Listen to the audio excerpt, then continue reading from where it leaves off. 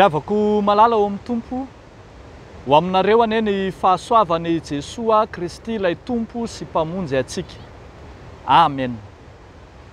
Sahy mitory eo anatrehan'ny Andriamanitsy izy. Sahy mitory eo anatrehan'ny Andriamanitsy izy.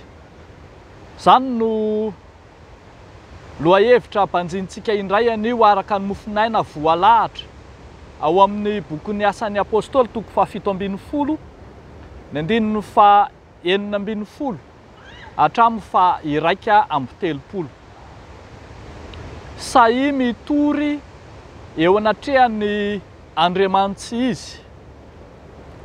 Ny Apôstôly Paoly niaraka tamin'ny namany Silasy, Timoty, Barnabasy tamin'ny fitetezam-paritany izay nataony tamin'ny fitorianan'ny filazantsara, dia tonga tany Atena. Atena izay renivohitra Grika nanjakany ny fanompo-tsampy. Tena samy nanompo Andriamanitsy izy araka ny karazany avy ny olona tao Atena. Ary misy amin'ireo sokajin'olona tao Atena aza antsoina amin'ilay hoe mivavabavapoana, ka tsy fantany akory na dia ny Andriamanitra hivavahany aza. Eto izao dia voalaza fa misy tempolin'Andriamanitsy izy, tempolon-tsampy, misy soratra hoe ho an'izay Andriamanitra tsy fantatra. Tatsika izany eo amin'ny 7:20. Eo anatrehan'izany tanàna maizin'ny fanompoan-tsampy izany indrindra no nijoron'ny Apôstôly Paoly hanazava ny finoana marina. Nasehony tamo anatin'izany fa fotoana izao ilazana ny tena famonjena dia i Jesoa Kristy. Nambarany fa tsy misy Andriamanitra afa-tsy Jesoa Kristy, lay nitsangana tamin'ny maty, raha oharina tokoa ampitahaina amin'ireo andriamanitsy marobe izay notompon'ny Ateniana, dia zava-nahaliana azy ireo loatra, izany hoe Andriamanitra nitsangana tamin'ny maty izany. Toa nahaliana azy izany ka nahatonga azy nangataka ny Paoly mba handahan-teny teo aminy. Dia nohararotin'ny Apôstôly Paoly izany, nitoriana ny filazantsara, nanambarana fa tsy misy Andriamanitra afa-tsy ny Andriamanitry ny Kristianina, lay tsy natao tanana, lay mpanao izao rehetra izao, lay tsy misy tahaka azy. Io lay Andriamanitra tsy toa sy pahary rahateo. Io lay Andriamanitra tsy misy azo oharina aminy. Eny, lay Andriamanitra izay mitondra famonjena ho an'izao tontolo izao. Ambara ry havako fa tamin'ny fotoana lasa nisy fotoana tsy nahalala isika, dia nanao tao foana sy nanompo Andriamanitsy izy arak'izay tiantsika. Fa ankehitriny kosa fotoanan'Andriamanitra, fotoanan'ny filazantsara, fotoanan'ny fibebahana, ka hitaomana ny olona rehetra ho amin'izany famonjena izany.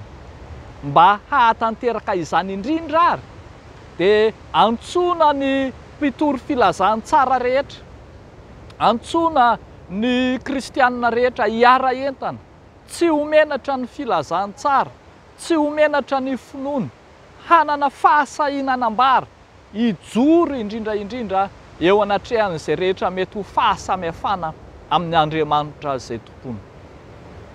Nahoana tokoa moa isika mpino no homenatra eo anatrehan'ny fitoriana ny finoana? Nisy fotoana tokoa isika na dia ny milanja baiboly aza toa nahamenatra antsika, toa mahasorena antsika ny antsoina hoe mpivavaka. Rehefa tondron'ny olona molotra manao hoe reny ny mpivavaka dia toa menatra. to mahatsiaro mangahiahy isika, to te hifitsapitsaka, to tsy te hiseho vahoaka izany.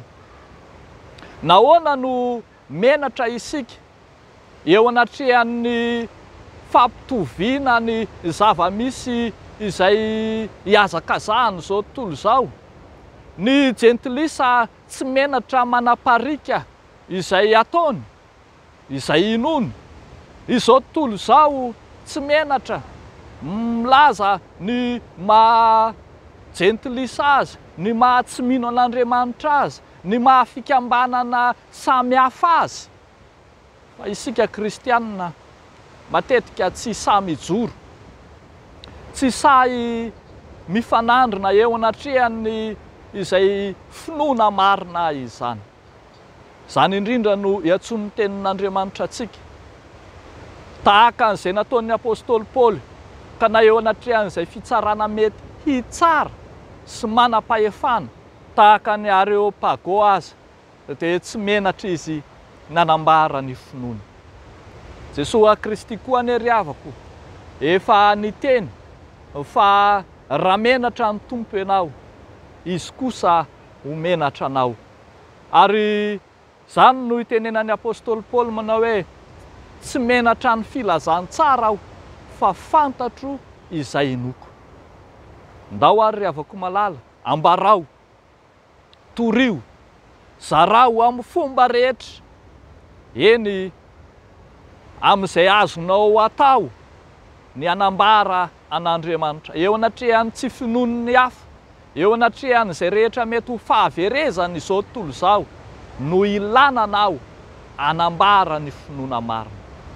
Torio ny filazantsara, aza menatra ary sahy manambara ny finoana marina. Eo an'Andriamanitra irery ihany ny voninahitra. Amen. Ivavaka isika ry havako. Tompo Andriamanitra io, misaotra anao izay ilay efa tia anay hatramin'ny voalohany, ka naniraka ny zanakao lahy matoa, lay itokana hamonjy anay. Zava-dehibe ho anay loatra ny mandray ny famonjenao, fa indro ankehitriny Andriamanitra, mivavaka izay ho feno hery eo am-panatanterana ny fijoroana vavolombelona izay efa nifidiananao sy niantsonao anay tsiraray avy. Mitondram-bavaka manokana izahay ho an'ireo namanay ao anatin'ny fahoriana, ireo izay namoy avantiny. Tompo, ianao no efa niteny fa misy azo pahoriana va aminareo aoka izy ivavaka. Ka ianao ilay Andriamanitra ny fampiononana rehetra no ampionona ny fony ka anatenanao Andriamanitra mandrakariva. Tahaka izany koa ny vavahanay ho an'ireo izay lazon'ny aretina, ho an'ireo izay tsy afaka mitraka noho ny fahasahiranana izay manjo azy. Ianao Jesosy no ho atony nofo rehetra ka hanome fitsaharana ho an'ny fanahiny.